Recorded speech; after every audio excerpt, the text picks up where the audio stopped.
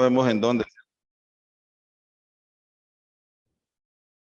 Vamos a abrir las Biblias en Colosenses 1. La verdad, hermanos, es que no he sido capaz de avanzar mucho, pero la palabra del Señor es buena en todo tiempo.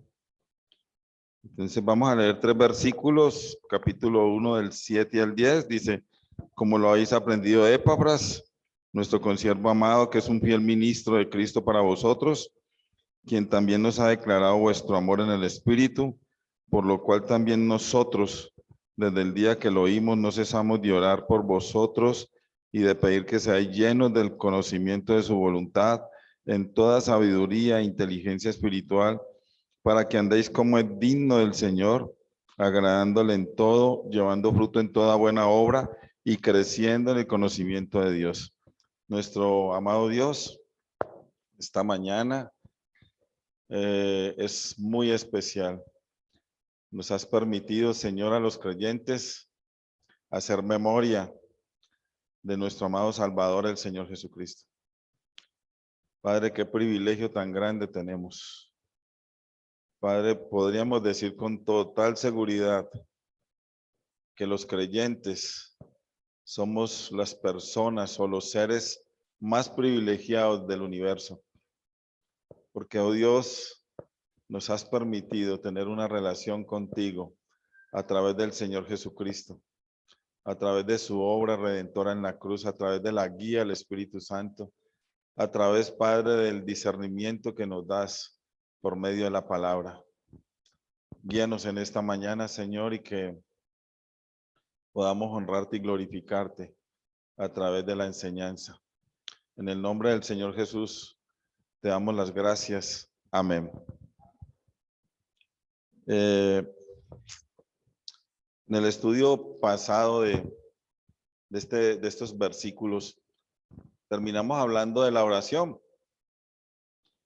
Y pues a mí me pasó una cosa bien curiosa, no sé a ustedes, y pensaban cuando el apóstol Pablo por allá en Romanos hablaba que el conocimiento del pecado viene a través de la ley. Y se acuerdan que él nombra que él había conocido la codicia porque en la ley dice no codiciarás. Pero cuando conoció ese mandamiento, inmediatamente se le abrió la codicia. Pero no es por culpa la ley es perfecta, la ley es buena, es por culpa del pecado. Entonces es el pecado el que nos lleva a hacer las cosas en contra de lo que Dios nos enseña.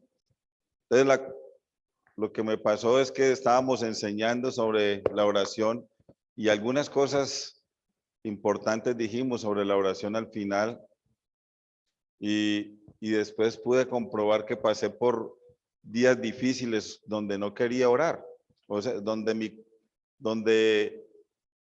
tenía como, no sé si decirlo, pero de pronto pereza de orar. Lo que tuve que hacer fue obligarme a orar.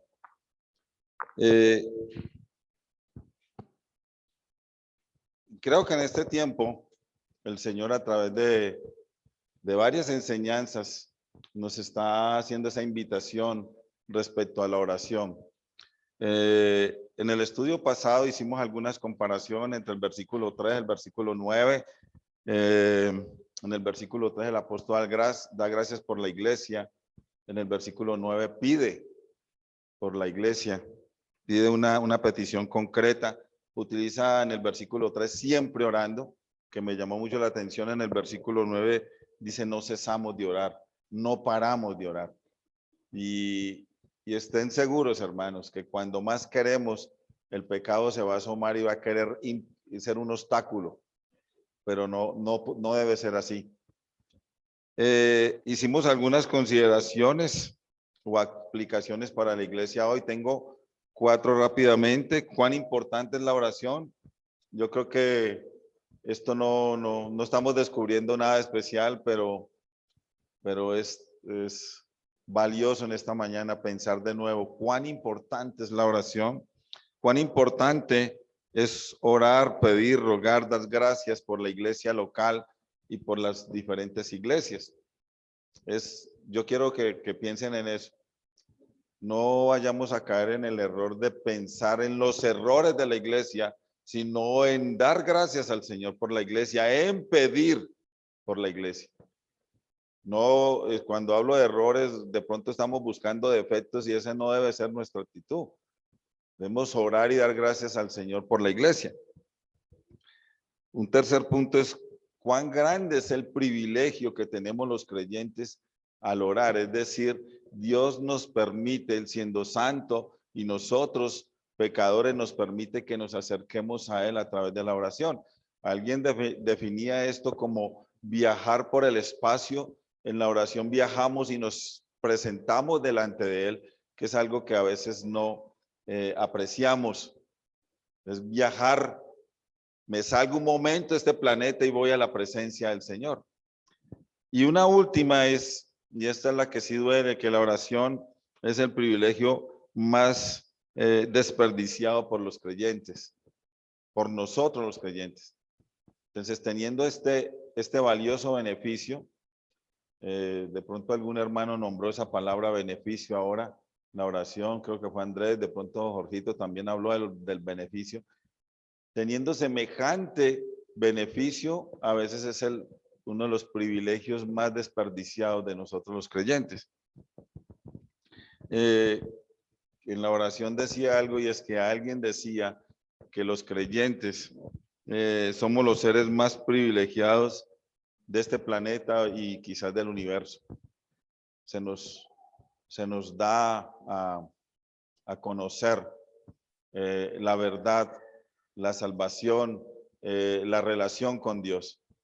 Entonces, dijimos también que la oración es hablar con Dios, es tener una profunda e íntima conversación con Dios, es presentarme delante de Dios y tener un diálogo abierto, pero íntimo con Dios. Dijimos también que no orar lo podemos definir con total certeza como un rechazo a la presencia de Dios. Es despreciar quién es Él, despreciar hablar con Dios. Es de las cosas más horribles que podemos hacer. Es como decirle no. No orar es perder la oportunidad de ser abrazados por Dios. Porque en el momento de la oración, en el momento en que nos presentamos, si vamos con alegría o si vamos con dolor, que es la mayoría de las veces, nos acercamos en oración a Dios, seguramente para pedirle muchas cosas y entre otras, mucho consuelo. El Señor por medio de su oración nos abraza, nos recibe, nos habla. Entonces no hacerlo es perder ese abrazo del Señor. No orar es perder la oportunidad de ser consolados por Dios. Y lo más importante es perder la oportunidad de hablarle cara a cara a Dios. No lo podemos ver, pero Dios nos ha dado el privilegio de hablarle cara a cara en la oración. En el versículo 9, por lo cual también nosotros desde el día que lo oímos no cesamos de orar por vosotros y de pedir que seáis llenos del conocimiento de su voluntad en toda sabiduría e inteligencia espiritual. En este versículo 9 encontramos, ya lo dijimos, que el apóstol Pablo hace una super petición a Dios por la iglesia en Colosas. Pero esta petición tiene una connotación muy especial porque es una petición vigente, muy vigente para la iglesia de hoy, de pedir que sean llenos. A pesar de las virtudes de la iglesia de Colosas, el apóstol Pablo le reconoce a la iglesia de Colosas varias cosas que ya las hemos hablado. También había un problema y eran las falsas enseñanzas, los falsos maestros, las falsas doctrinas, el judaísmo. Algunos historiadores hablan del gnosticismo. Entonces, De hecho, en el capítulo 2, versículo 8, el apóstol llama a las falsas enseñanzas filosofías y huecas sutilezas. Y me llama mucho la atención esa palabra hueca porque es algo vacío, pero alguien traduce estas dos palabras como engaños despreciables. Engaños despreciables. También nos habla de tradiciones de los hombres. Los judíos querían imponer a la iglesia la tradición de ellos. Es decir, ustedes creyeron en Jesús, pero además de creer en él, tienen que hacer tales cosas que no estaban contempladas en su palabra. Tradiciones de los hombres conforme a los rudimentos del mundo y no según Cristo. Pensando entonces en la petición del versículo 9 y uniéndolo con el problema de las falsas enseñanzas, de las filosofías, de las huecas sutilezas, que también algunos la han llegado a nombrar como la herejía colosense, podemos concluir que en el versículo 9 el apóstol Pablo empieza una respuesta a la solución al problema que tiene la iglesia de Colosas, que puede ser el problema de muchas iglesias hoy día. El apóstol Pablo empieza su ayuda, su consejo a la iglesia orando, rogando, pidiendo, intercediendo a Dios por la iglesia de Colosas. Y ya voy a insistir mucho en esa petición. Debiera haber pasado ya para otros versículos, pero de verdad esta petición es grandiosa, es maravillosa. Su petición era que fueran llenos del conocimiento de su voluntad en toda sabiduría e inteligencia espiritual. Esta frase y de pedir que sean llenos es una frase maravillosa. La palabra llenos, también creo que lo hablamos la vez pasada, nos habla de repletos, atiborrados, rellenos, super llenos. Y esa es la petición que el apóstol está haciendo en ese sentido, repletos del conocimiento de la voluntad de Dios. Yo hago una pregunta en este momento. Consideramos hoy como iglesia que la voluntad de Dios es importante o es supremamente importante. La voluntad de Dios es otra de las cosas que a veces desperdiciamos. Conocer la voluntad de Dios. Hermanos, una iglesia, si no está caminando, si no está conociendo la voluntad de Dios, va a desviarse muchas veces. Necesitamos ser llenos del conocimiento de la voluntad de Dios. Por eso el apóstol insiste. Quería que ellos fueran repletos del conocimiento de su voluntad. Y Dios quiere que en esta iglesia hoy, en la iglesia de Tuluá, estemos llenos del conocimiento de su voluntad. Y va a explicar por qué.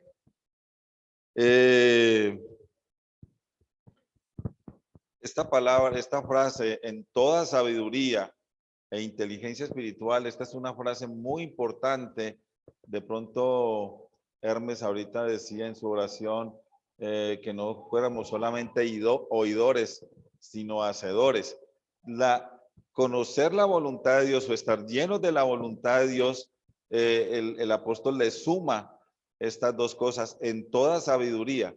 Es decir, debemos conocer la voluntad de Dios, digamos que almacenar ese conocimiento, porque esa sabiduría nos habla de conocimiento. Entonces debemos saber cuál es la voluntad de Dios. Y ahí a veces termina uno equivocándose porque uno cree que la voluntad de Dios es tal cosa y resulta que no es. No es lo que la palabra dice. Entonces necesitamos saber y aplicar para nuestra vida cuál es esa voluntad de Dios. No solamente oír una enseñanza el domingo y no aplicarla. Uno oye al hermano que se para aquí como Samuel el viernes, por ejemplo. Él nos habló al final de la integridad y uno se cuestiona un montón de cosas. No, yo tengo que ser íntegro. Ese es el llamado a ser íntegro. Entonces, en toda sabiduría, no solamente oidores, no solamente debo saberlo, sino inteligencia espiritual, debo aplicarlo. Debo aplicar ese conocimiento. Tengo otra par de preguntas. ¿Qué sería lo contrario a ser sabio? Es decir, a saber algo. ¿Qué sería lo contrario? Desconocer, pero ¿qué palabra le podemos dar? Ignorar. Si no sabemos, somos ignorantes. Si sabemos, seremos inteligentes. ¿Qué sería lo contrario a ser inteligente? Necio, necio. Entonces, si yo sé la voluntad de Dios, puedo actuar con inteligencia, que es lo que es el siguiente paso.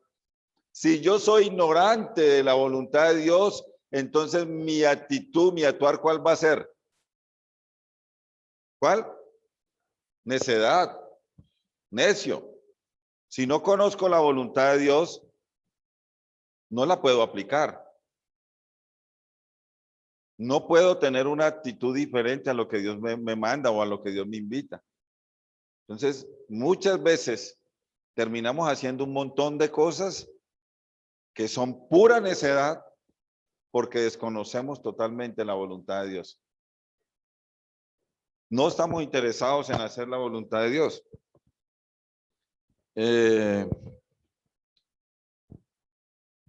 La otra cosa, el apóstol Pablo estamos viendo que hace una petición y lógicamente las oraciones, ¿cierto? Por lógica lo sabemos, se hacen es a Dios Padre. Entonces, él está haciendo una petición muy especial, pero esta petición tiene otra connotación especial y es que debe ser un mandamiento para el creyente. Porque supongamos que el apóstol o un hermano aquí X, el hermano Olmedo, Byron o Samuel o cualquiera, Jaime, esté en permanente oración. Señor, te rogamos para que la iglesia sea llena del conocimiento de tu voluntad.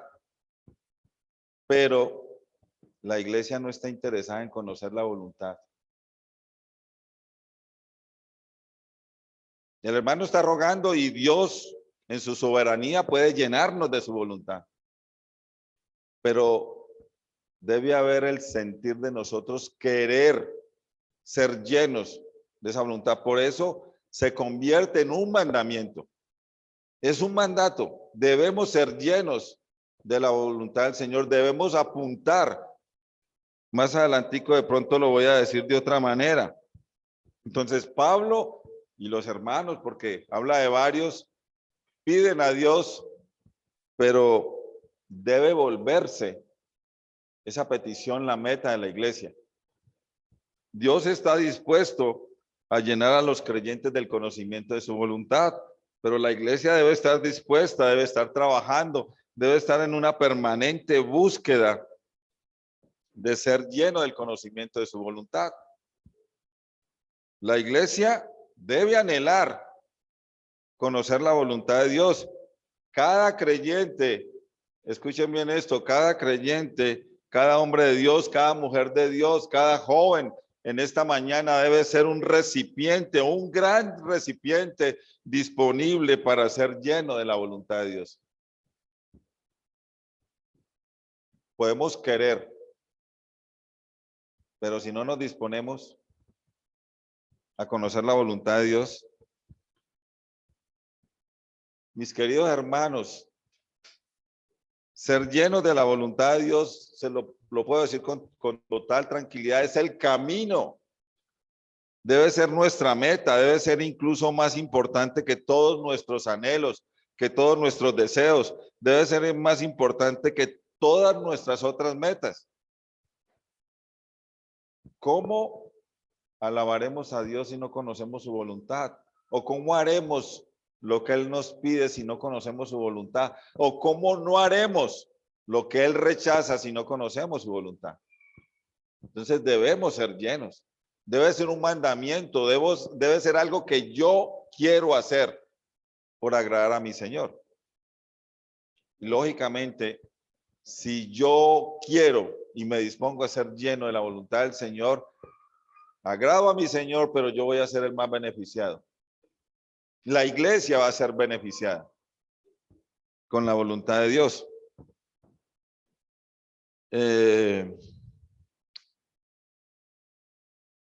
Más importante, la voluntad de Dios es tan importante que es más importante que mi propia voluntad y que la voluntad de otros.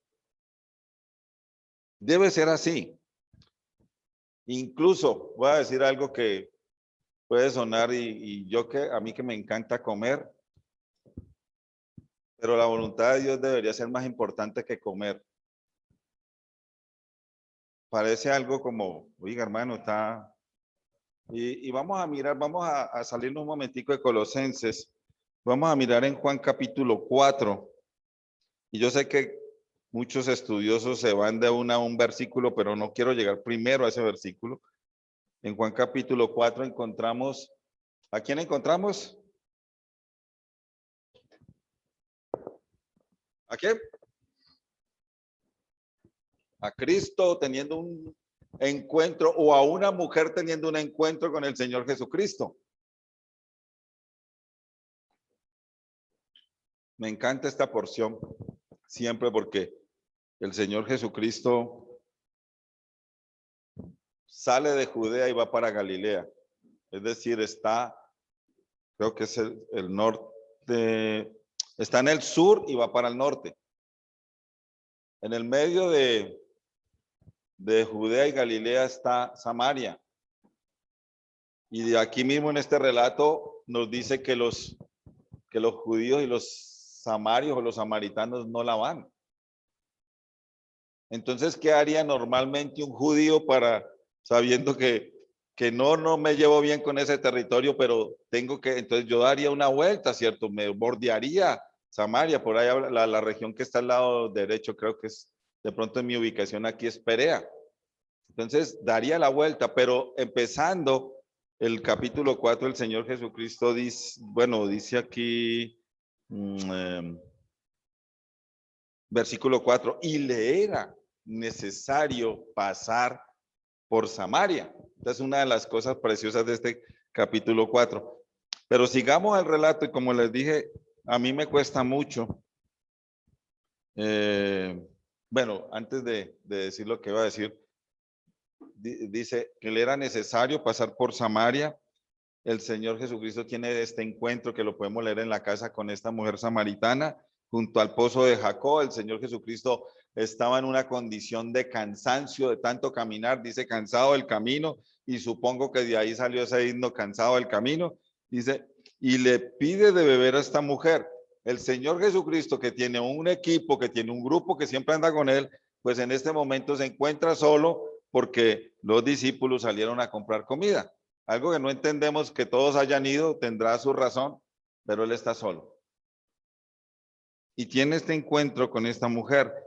No, los versículos que voy a tocar los dos no vienen al caso de la enseñanza en esta mañana. De pronto uno podría decir, por implicación, el Señor Jesucristo estaba haciendo la voluntad de Dios y su voluntad era que pasara por Samaria y se encontrara con esta mujer para salvarla. Y también se salvaron un montón. Recuerda que al final dice que ya no creían solo por lo que la mujer decía, sino por lo que el Señor Jesucristo les enseñaba. Pero el versículo 25, como les digo, no soy capaz de pasar por alto sin mirar este par de versículos. Dice, le dijo la mujer, sé que ha de venir el Mesías llamado el Cristo. Cuando él venga nos declarará todas las cosas.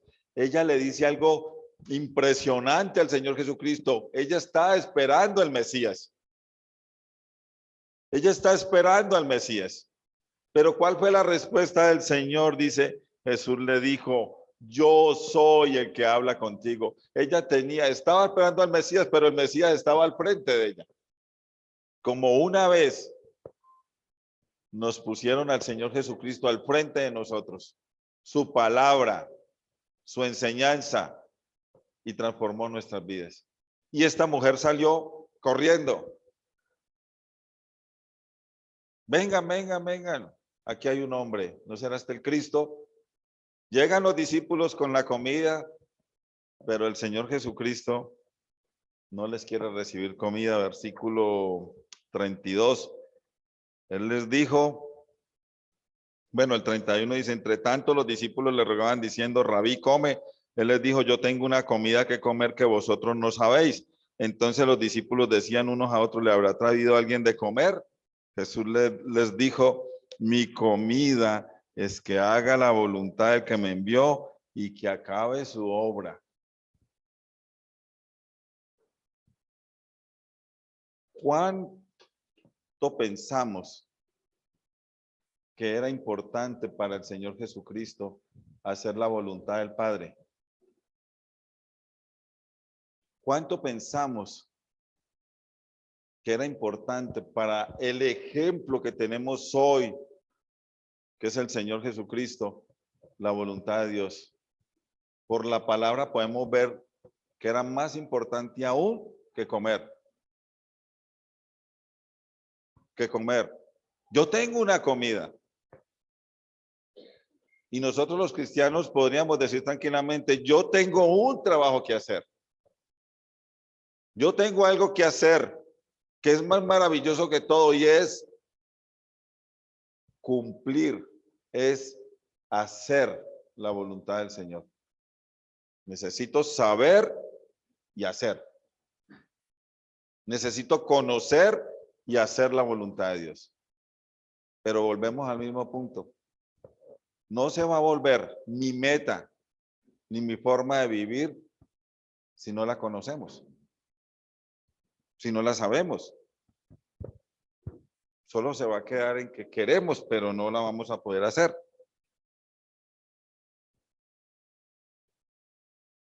Conocer y hacer la voluntad de Dios debe ser nuestra meta, debe ser nuestra manera de vivir.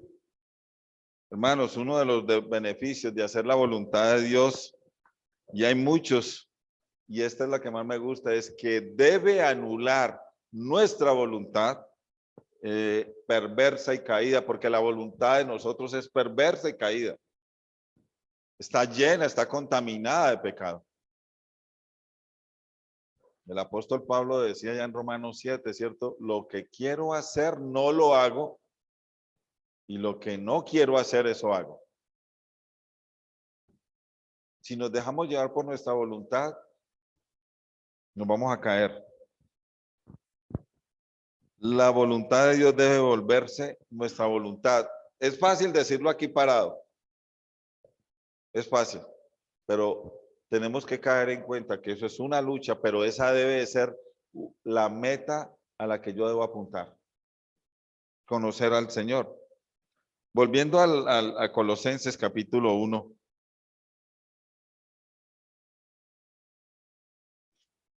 En el versículo 10. Dice, para que andéis como es digno del Señor, agradándole en todo, llevando fruto en toda buena obra y creciendo en el conocimiento de Dios. Entonces, en este versículo, ¿qué encontramos? Encontramos por qué es tan supremamente importante que seamos llenos del conocimiento de su voluntad en toda sabiduría e inteligencia espiritual. La primera frase que encontramos es para que andéis como es digno del Señor.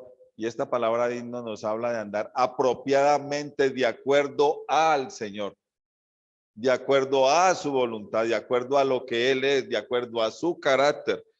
Ahora, ¿cómo podemos nosotros los creyentes andar apropiadamente, dignamente delante del Señor si no conocemos, si no estamos llenos de su voluntad? Si no la conocemos, entonces nuestro caminar delante del Señor no será apropiado. Si no estamos interesados en su voluntad, no sería caminar, sería arrastrarnos por este mundo sin el Señor. Eso sería. Y pensemos por un momento, cuando estamos caminando en este mundo, haciendo nuestra voluntad, no estamos caminando para el Señor, estamos arrastrándonos en el mundo. Estamos arrastrados, humillados, pervertidos. Si no caminamos delante del Señor en armonía con su voluntad, nuestro pobre caminar serán tropiezos y caídas, tropiezos y caídas. A veces a usted le parece, no, yo no tropiezo, yo no caigo. Párese delante del Señor a ver qué le dice. No, es que párese delante del Señor, párese delante de la palabra del Señor. Tropiezos y caídas nos pasa cuando nos salimos del radar de su voluntad, vamos para el piso, vamos en caída libre, tropezamos y caemos, y les aseguro, hermanos, que el dolor es grande. El dolor es grande. Cuando Samuel se la pasaba enseñándonos sobre el Salmo 51, lo que uno encuentra es un dolor inmenso de David respecto a su caída. En el Salmo 32 dice que ya se sentía como un viejito, que ya se envejecieron todos mis huesos, que crujían por no confesar el pecado. Hermanos, en esta vida cristiana, de seguro que vamos a tener tropiezos, que va a haber dolor. Necesitamos levantarnos rápidamente y volvernos a tomar o a pegar de la voluntad del Señor. Eso es lo que tenemos que hacer. Hermanos, necesitamos ser llenos de la voluntad de Dios para andar como es digno del Señor. Este andar digno del Señor nos habla que el creyente debe vivir de una manera que sea consecuente con su identificación con el Señor Jesucristo. Si yo soy de Cristo, mi andar debe estar ligado a quien es Cristo. Si yo soy salvado, como hablamos esta mañana y nos deleitamos, la lista que trajo el hermano Víctor, de un montón de beneficios o de un montón de acciones de gracia esta mañana, nuestro andar debe ser consecuente con todo lo que el Señor ha hecho por nosotros. La segunda frase que encontramos es para agradarle en todo, y también lo primero que tengo que decir es que no hay forma, no hay manera de agradar a Dios si no estamos llenos de su voluntad. Lo primero que encontramos en la Biblia es que para hacer su voluntad necesitamos hacerlo primero, y lo primero es ir a Cristo. El hombre, para hacer la voluntad de Dios, debe ir a Cristo. Si no conoce a Cristo, ni crea que puede hacer la voluntad de Dios. Usted necesita nacer de nuevo. Usted necesita una relación con el Señor. Usted necesita que sus pecados sean borrados. Usted necesita arrepentirse delante del Señor. Usted necesita mirar la cruz. Señor, ya sé que usted murió por mí. Soy un pecador. Perdóname, Señor. La primera cosa que debe hacer el hombre es arrepentirse, tener una relación con Dios. Pero ¿cómo vamos a agradarle? Volviendo a los cristianos, dice allá en Romanos 8, dice, y los que viven según la carne no pueden agradar a Dios. Entonces, lo contrario de hacer la voluntad de Dios es vivir en esta carne en la que me maneja, en la que me lleva, en la que está incrustada dentro de mí esa naturaleza pecaminosa y me invita, me lleva a oponerme a todo lo que tenga que ver con Dios. Dice allá en Romanos. Entonces, ¿cómo voy a agradarle si vivo en la carne? No podemos agradar a Dios si no conocemos su voluntad, si no estamos interesados en ella, si eso no es un tesoro para mí, si eso no es lo más grandioso, porque la voluntad de Dios me permite conocerle, ver quién es Dios, cómo es Dios, qué es lo que Dios quiere, qué es lo que Dios no quiere, ¿Cómo es su carácter? ¿Cómo es su pensamiento? ¿Qué quiere para el hombre? ¿Qué quiere para la iglesia? La voluntad de Dios me dice todas esas cosas. Para agradar a Dios en todo debemos estar llenos de la voluntad, del conocimiento de su voluntad. Hermanos, si quisiéramos agradar a alguien, y nos pasa, ¿cierto? Cuando alguien cumple años, queremos casi que rendirle un homenaje. Pero yo no creo que vamos a ir a rendirle un homenaje a alguien que está cumpliendo años y le vamos a llevar lo que no le gusta. No se les vaya a ocurrir en un cumpleaños ofrecerme una sopa de cuscús a mí, por ejemplo. Ni riesgo, ni riesgo. No. ¿Cómo vamos a agradar a alguien, por ejemplo, a nuestros padres, papá, mamá, la esposa o el esposo? Sí, y en el matrimonio sí que es importante porque yo creo que gran parte de la vida en pareja, de la vida matrimonial es agradar a mi esposa, agradar a mi esposo. Pero ¿cómo lo voy a agradar con lo que no le gusta o con lo que no quiere? A veces nosotros somos muy tercos porque como a mí me gusta, por decir, ¿qué digo yo? El chicharrón, por ejemplo, y a ella no. Ah, pero como a mí me gusta, ella tiene que comer.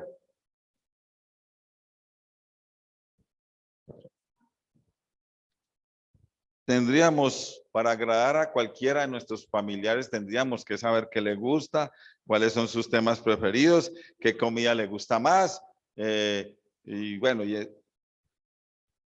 todas esas cosas. Por ejemplo, voy a poner un ejemplo sin decir nombres. Si yo quisiera agradar a una hermana de aquí, yo sé que le tengo que ofrecer café porque ella toma café. Si le ofrezco aguapanela o si le ofrezco chocolate, le gusta el café. Entonces, si yo quiero que ella se sienta bien, en mi casa le voy a ofrecer café. Lo mismo pasa con Dios. Para agradar a Dios debemos amar y hacer lo que Dios quiere. Debemos tener un conocimiento profundo de Dios para hacer su voluntad y así poder agradarlo. La palabra del Señor nos llena de esa información de cómo agradar a Dios. Ella es la que nos llena.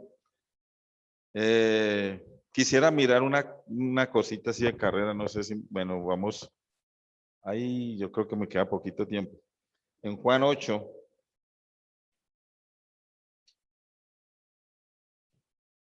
versículo,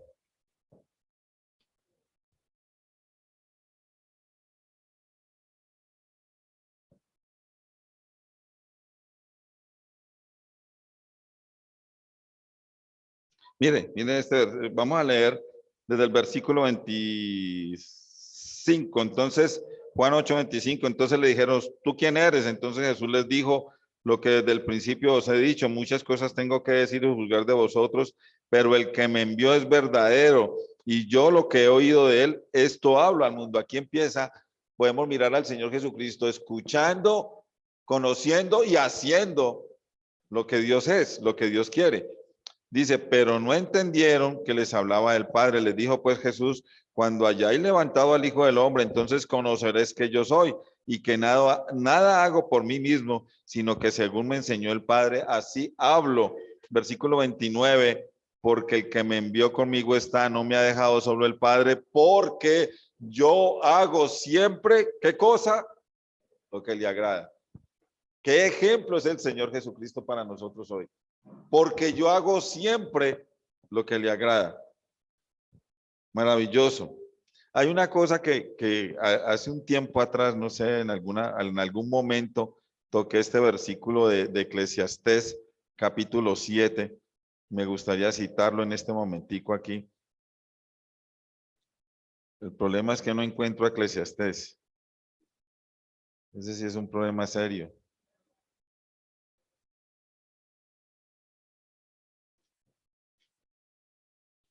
Ya lo encontré. Eclesiastés capítulo 7, hay un versículo hablando de, digamos, del adulterio y de pronto de la fornicación, de la inmoralidad sexual, dice el 26, y ha hallado más amarga que la muerte a la mujer cuyo corazón es lazos y redes y sus manos ligaduras. Pues aquí nos plantea un tema de una mujer que quiere echarle mano a un hombre. Quizás lo más seguro es que no es la esposa. Luego dice la siguiente parte del versículo, el que agrada a Dios, ¿qué pasará? ¿Cómo? ¿Sí lo están leyendo? Porque el hermano Byron es el único que me responde. El que agrada a Dios, corre, huye. ¿Por qué? Por causa de su Señor. ¿Por qué él debe huir?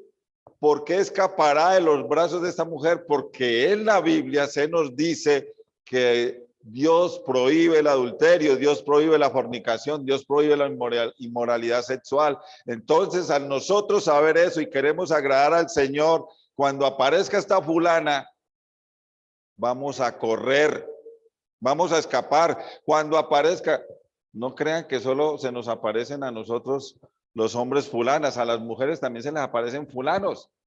Cuando aparezca ese fulano, corra, huya, porque usted agrada a su Señor, porque usted quiere agradar a su Señor.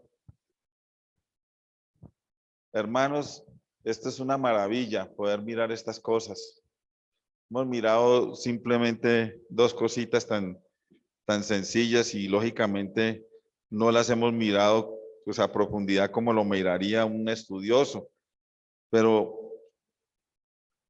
para que andéis como es digno del Señor, agradándole en todo. Yo creo que me toca parar ahí, hermanos. El tema de pronto me queda para una próxima oportunidad. De pronto me queda una parte, porque hay dos frases más maravillosas ahí. Y de pronto hablar un poquito de la voluntad del Señor. ¿Qué es la voluntad del Señor? Entonces, pero en este momento quiero dejar como conclusión, la iglesia, cada hombre, cada hermano debe ser un recipiente decidido a ser lleno de la voluntad del Señor. Debemos amar, debemos querer, debemos apreciar, debemos valorar la voluntad del Señor. Cuando conocemos la voluntad del Señor, podemos hacer lo que a Él le agrada, podemos andar dignamente delante de Él. Amado Dios, te damos gracias por este día, por este momento, este tiempo de abrir las escrituras, Señor.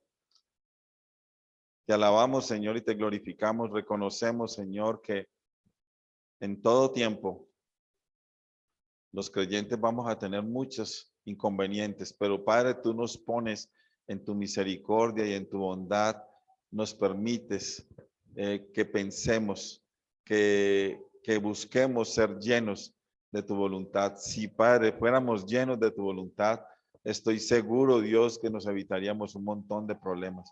Si además de conocer tu voluntad, si además de ponerla en práctica, si además de querer caminar dignamente, Señor, estoy seguro que podríamos agradarte, porque no basta solo con obedecer. Padre, hay que obedecer para agradarte, para que tú seas complacido, Dios. Padre, dejamos este tiempo en tus manos, la enseñanza en la noche del Evangelio.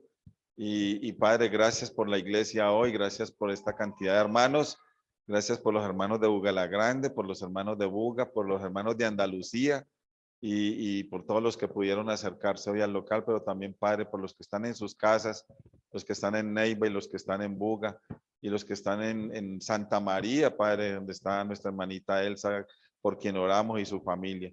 Dejamos todo en sus manos. Lo hacemos en el nombre del Señor Jesús, nuestro Salvador. Amén.